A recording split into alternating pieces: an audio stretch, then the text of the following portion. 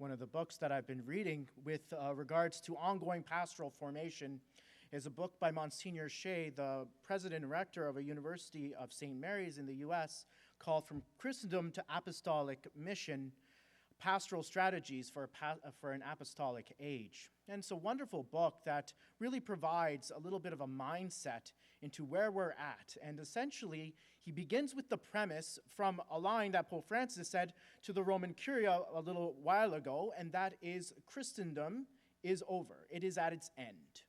And Pope Francis is just echoing the words of Archbishop Fulton Sheen, who said in 1974 that Christendom is dead.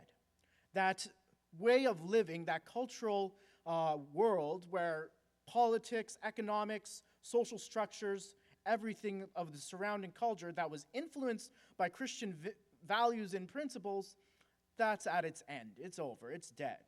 That doesn't mean that the church is dead or Christianity is dead. It just means that that culture around us has certainly not been able to move along with those Christian principles. And for us, that means that we, and what Monsignor Shea kind of goes into, is that we need to adopt an apostolic mindset.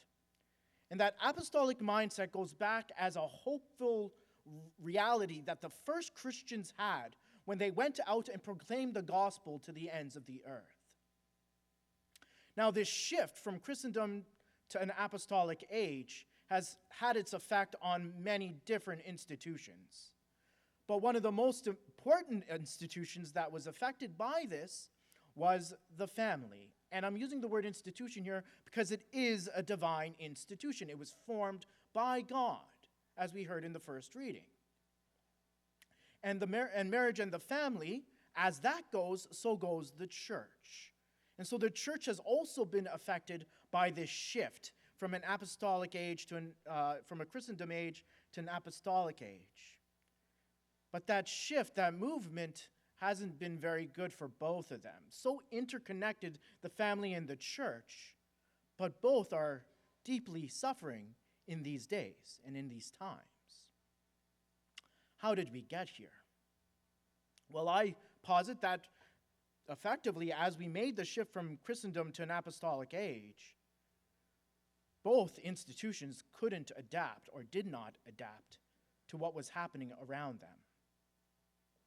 For the church, effectively, during a Christendom time, it was easy to live one's Christian faith because everything around that faith was supporting that faith.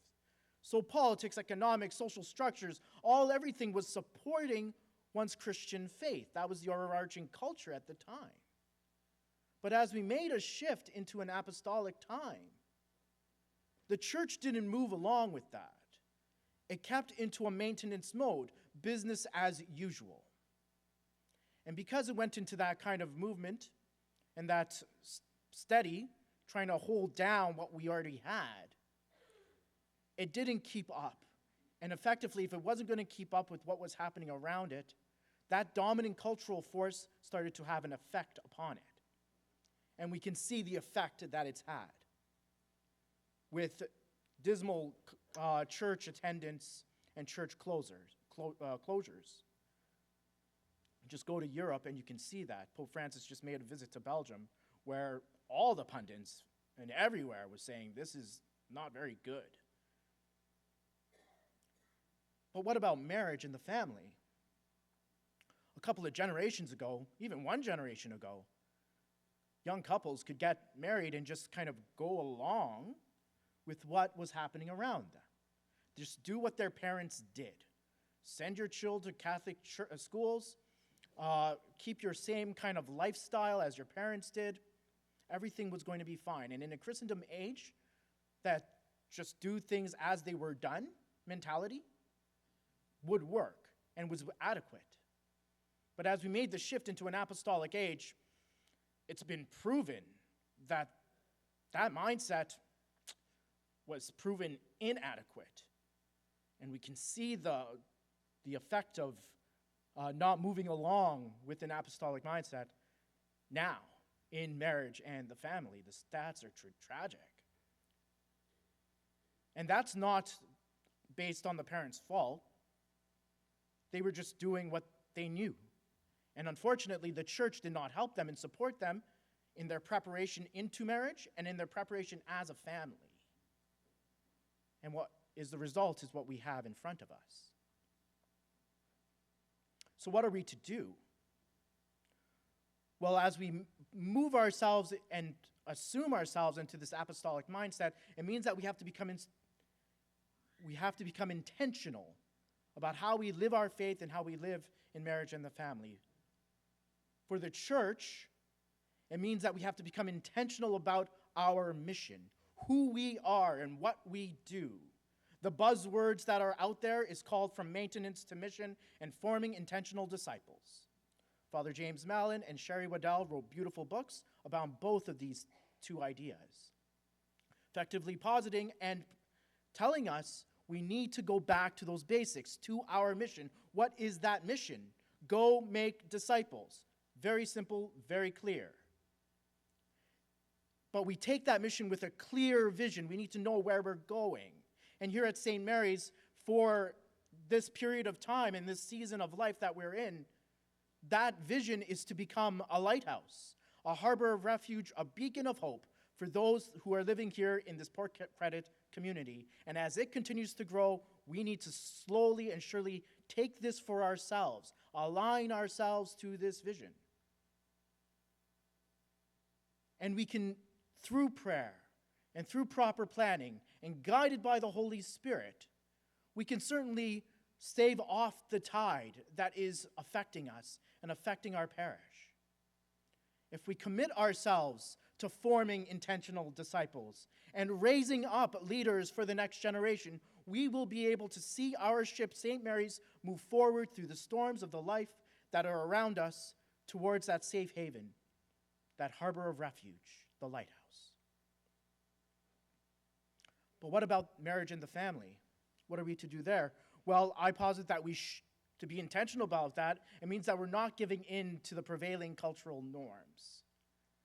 And the way I kind of broke up my homily here is into three distinctive parts. The first part is directed towards young couples and young single people who are planning to get married or engaged to get married. There are three certain things that you want to be able to do right now for yourself. That is, maintain chastity in your life. So that means cohabitation is a no-go. Don't go that route. Preserve that chastity. Hold down to the virtue that has been given to us. Secondly, when you enter into marriage, intentionally realize that this is a permanent bond. It's been given to us by God. And to hold fast to that reality and the grace given to us in the sacramentality of marriage. And the third place is to welcome children into your family. Right now, as we see in the world, many people like to have fur babies, that is, have pets, but not have children. No, we need to have children.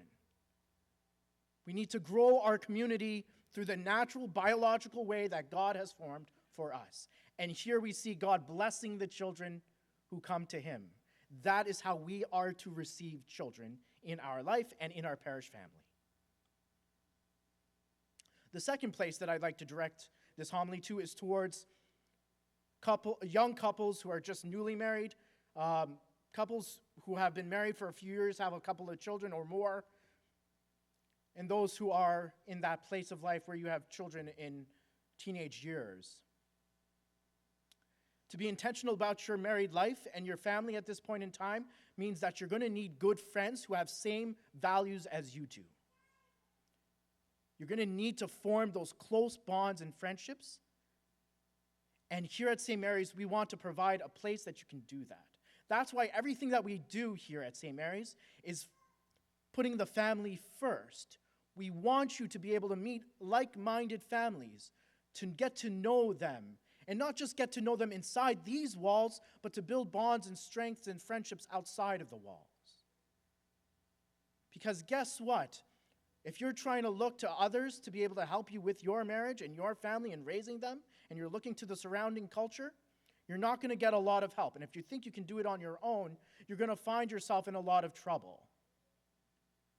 You need strength in numbers, and it takes a village to raise a family, and we need to form that good Christian Catholic village to do so. It's not about forming some ghetto here. It's about forming good bonds so that you can go out and be strengthened by them. The last piece of the puzzle then goes to those families, parents who are empty nesting, parents who have children off at university, grandparents, great-grandparents who are here with us in this parish.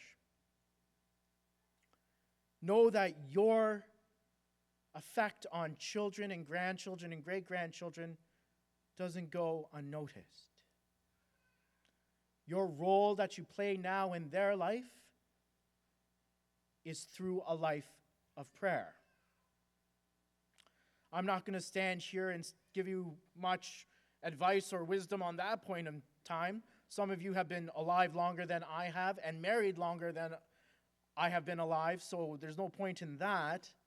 But I will speak for our Holy Mother Church, who has been around for 2,000 years, a good bride to her bridegroom, Jesus Christ, and say that your life of prayer is so integral to the way we live our life now. Your prayer is incredibly powerful. It can help and support your children. It can help the world in such a powerful way. And so, when you talk to your children, when they phone you or Zoom call or whatever it is, make it known that when they do that or you call them, prayer is going to happen. You're going to pray with them on the phone.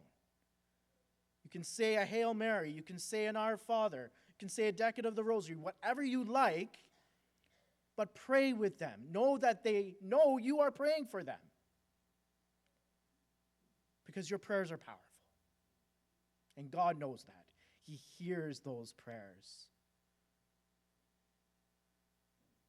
As we've made this shift from Christendom to an apostolic age, it doesn't matter what age we're in.